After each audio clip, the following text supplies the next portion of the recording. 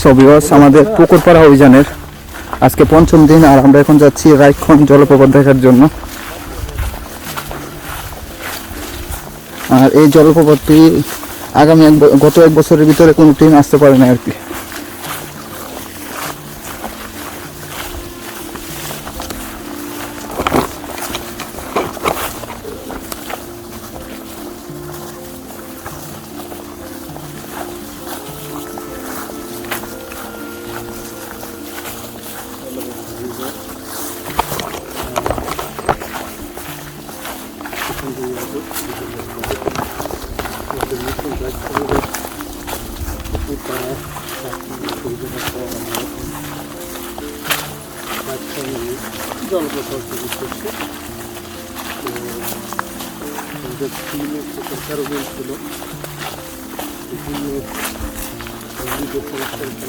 দাদা, আর তো কোনো রিস্ক নাই?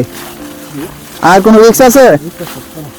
মাত্র 20 মিনিট এসে শ্বাসরুদ্ধকর ট্রেকিং শেষে বনের নিস্তব্ধতা ভেঙে আমাদের কানে এলো এক গভীর গর্জন, আর গাছের ফাঁক গলে চোখের সামনে ভেসে গেল। তা দেখে আমাদের মুখের ভাষা হারিয়ে গেল। হ্যাঁ ভাই, এটি হলো বাংলাদেশের অন্যতম একটি প্রাকৃতিক বিষয় এবং দেশের সব থেকে বড় চওড়া জলপ্রপাত রায়ক্ষং জলপ্রপাত। সমতলের অন্য 10টা ঝর্ণার মতোই এটি আকাশ থেকে খাড়া নিচে আসতে পড়ছে না, বরং একটি বিশাল পাথরের চাদরের উপর দিয়ে ধাপে ধাপে আলতো করে নেমে আসছে এর ফটিকের মতো পরিষ্কার জলধারা। এই সৌন্দর্য যেমন অতুলনীয়, তেমনি এই অঞ্চলের মানুষের জীবন রেখা বটে। আশেপাশের দুই পাড়ার আদিবাসী মানুষরা, এমনকি ক্যাম্পের সেনাবাহিনী ও বিজিবি সদস্যরাও দৈনন্দিন গোসল করা থেকে শুরু করে খাবারের বিশুদ্ধ পানি সংগ্রহ সবকিছু এই রায়ক্ষং এর পবিত্র বুক থেকেই করে থাকেন।